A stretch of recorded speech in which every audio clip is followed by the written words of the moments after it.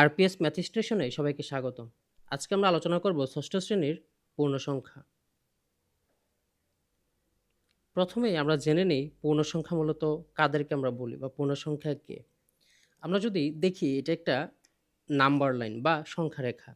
এখন যে লাইনের উপরে সংখ্যা থাকে তাকে আমরা বলি সংখ্যা রেখা।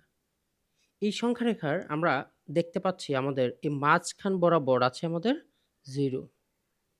এখন এই 0 এর এটাকে আমরা বললাম 0। এই 0 এর ডান দিকে আমাদের পজিটিভ বা ধনাত্মক পূর্ণ সংখ্যা। এই ধনাত্মক পূর্ণ সংখ্যা আমরা যাদেরকে বলি তারা হচ্ছে ১, ২, ৩, ৪, ৫, ৬ এভাবে অনন্তকাল চলবে। এবং এই সাইনটা দিয়ে কিন্তু আমরা বোঝানোর চেষ্টা করেছি এটা একটা অসীম পর্যন্ত বিস্তৃতি। একইভাবে এই শূন্যর বাম দিকে থাকবে আমাদের নেগেটিভ বা ধনাত্মক পূর্ণ সংখ্যা।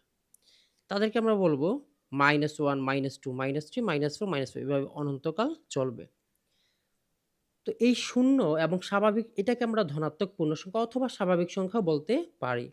শূন্য এবং এই স্বাভাবিক সংখ্যা মিলে আমরা বলতে পারি অঋণাত্মক পূর্ণ সংখ্যা।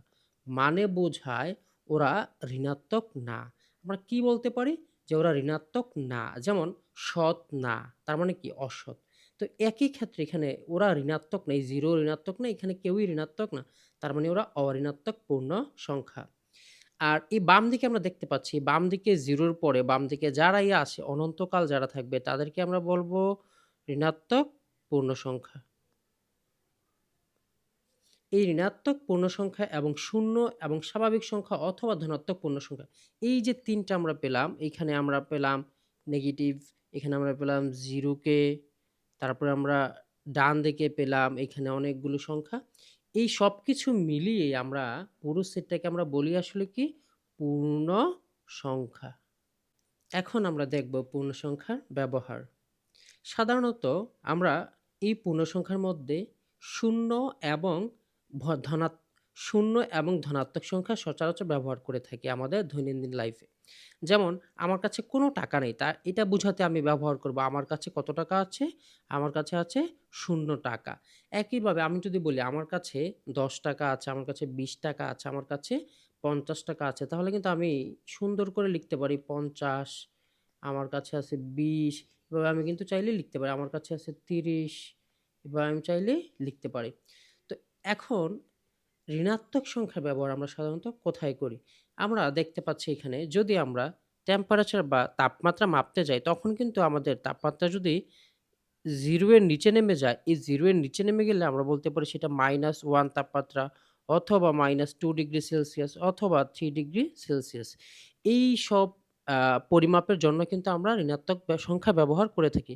এছাড়া আমি যদি বলি যে আমার কোনো একটা বন্ধুর কাছে আমার ঋণ আছে ৳৫০০ সেই ঋণটাকে ৳৫০০ ঋণ আছে এটাকে আমি লিখতে পারি -500 বা -৫০০ অথবা আমি যদি বলি আমার কাছে ৳৫০০ আছে, আমি ঋণ দেই, আমার কাছে আছে তাইলে কিন্তু কি পজিটিভ 500 অথবা ধনাত্মক ৫০০। এইভাবেই সাধারণত আমরা ঋণাত্মক সংখ্যার ব্যবহার আমাদের দৈনন্দিন লাইফে করে থাকি। এখন আমরা দেখার চেষ্টা করব ঋণাত্মক কোনো ধনাত্মক সংখ্যার চিহ্নের উদাহরণ। ধরি আমাদের কোনো একটা এই বালির উপরে এই যে বালি, এই বালির উপরে আমাদের যদি এরকম ৩ টা পিলারের মতো থাকে সেটাকে আমরা বলব +3 বা ধনাত্মক ৩। এখন এই বালির নিচেও কিন্তু আমরা চাইলে গর্ত করতে পারি। এরকম কি করতে পারি? আমরা গর্ত করতে পারি। যদি এরকম গর্ত আমরা করি, যদি আমরা এরকম গর্ত করি তাইলে আমরা সেটাকে কি বলবো? এখানে ২ টা আছে, ২ টা গর্ত করছি তার মানে আমাদের -2 ব্যাপারটা একটু বুঝার চেষ্টা করি। আমরা চাইলে কি করতে পারি? বালির উপরে পিলার বানাইতে পারি এরকম পিলার, এই যে এরকম পিলার বানাইতে পারি বালি দিয়ে, আবার গর্তও করতে পারি। যদি আমরা পিলার বানাই সেটাকে আমরা বলবো +3 আর যদি আমরা এরকম ২ টা গর্ত করি বালির এই ভিতরে তাহলে আমরা বলবো -2 এটা হচ্ছে আমাদের প্রকাশ। আমরা চিহ্নের মাধ্যমে এই জিনিসটাকে প্রকাশ করলাম। কয়টা উপরে আছে, কয়টা নিচে আছে। আমি যদি বলি এখন -5 এটা দ্বারা কি বুঝাবে? এটা দ্বারা বুঝাবে যে আমাদের বালির নিচে আমরা ৫ টা গর্ত করেছি। আর যদি আমি লিখি +4 বা শুধু চিহ্ন দিলাম 4 তাইলে আমরা কি থাকবে? চিহ্ন নাই মানে বুঝে পজিটিভ। তো এখন +4 মানে কি? বুঝায় যে বালির উপরে ৪ টা আমার পিলার থাকবে। এরকম বালির উপরে আমার ১, ২, ৩, ৪ টা আমার এরকম পিলার থাকবে। এখন এইটা যদি আমরা বুঝে যাই তাইলে আমরা এখন চেষ্টা করি, আমরা কি চেষ্টা করব? আমরা এখন চেষ্টা করব এইটার চিহ্ন কি হবে? আমরা এখন চেষ্টা করব এই ডান দিকের চিত্রটার চিহ্ন কি হবে? এখানে আমরা দেখি উপরে কয়টা আছে? ১, ২, ৩, ৪, ৫। তাহলে এটাকে আমরা রিপ্রেজেন্ট বা প্রকাশ করব পজিটিভ 5 দিয়ে। আর আমাদের বালির নিচে এখানে গর্ত কয়টা আছে? এই যে গর্ত আছে কয়টা? আমাদের ২ টা। তাইলে আমরা লিখব নেগেটিভ 2। এইভাবে আমরা ঋণাত্মক ও ধনাত্মক চিহ্নের উদাহরণ বা প্রকাশ করতে পারি আমাদের দৈনন্দিন লাইফে। যেমন আমরা করলাম যে আমাদের লাভ হইল কোনো একটা ব্যবসার মধ্যে আমাদের লাভ হইল ধরি ৳১০০। তাহলে এটা হচ্ছে পজিটিভ 100। যদি আমাদের লস হয় তাইলে আমরা সেটাকে লিখতে পারি আমাদের ক্ষতি হইল কত টাকা? ধরি ৳৫০ ক্ষতি হইল সেটাকে আমরা বলব নেগেটিভ ৫০। এই রিপ্রেজেন্টেশনটাই আমি এখানে দেখানোর চেষ্টা করছি যে উপরে থাকলে আমাদের পজিটিভ, নিচে থাকলে আমাদের নেগেটিভ।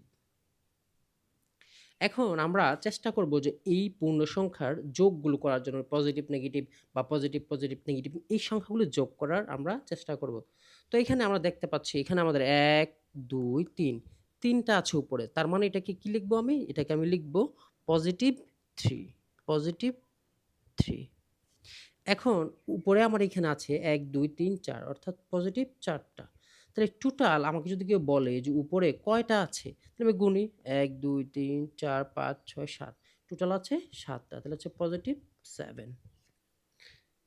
এখন আমরা দেখি এখানে আমাদের আ উপরে কয়টা আছে? এখানে আমরা দেখব পূর্ণসংখ্যার যোগ। সেখানে উপরে থাকবে, নিচেও থাকবে এরকম কয়টা একটা যোগ করি আমরা।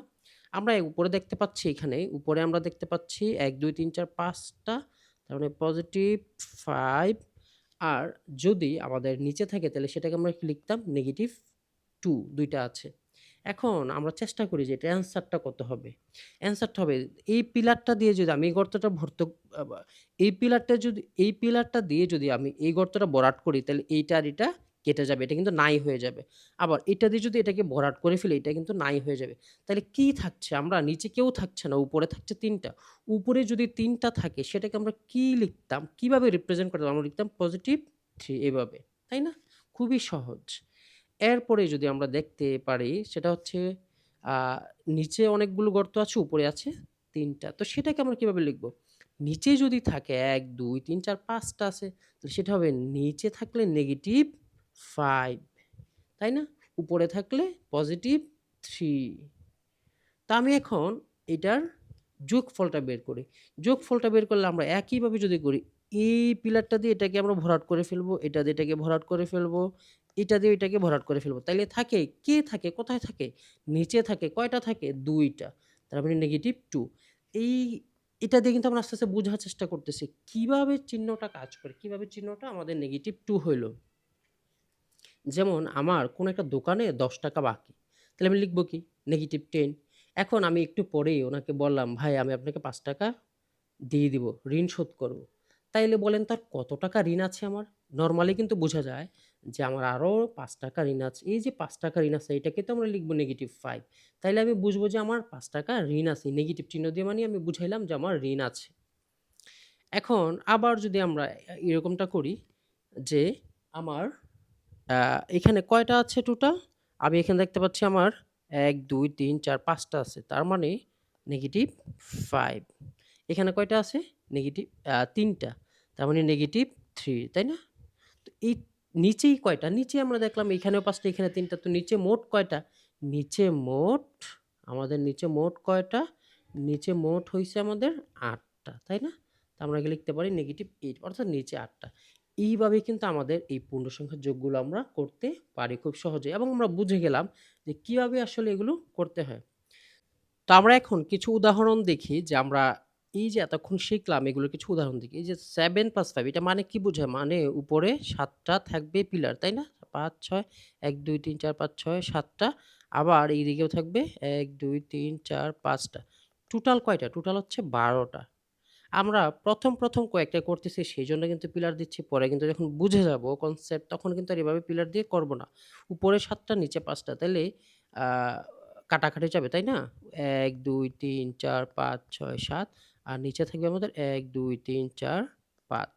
তাহলে এখান থেকে যদি আমি ৫ টা কেটে দেই, এখান থেকে ৫ টা কেটে দেই তাহলে থাকবে উপরে পজিটিভ ২, তাই না? পজিটিভ ২ লেখা যেই কথা ২ একই কথা, তাই না?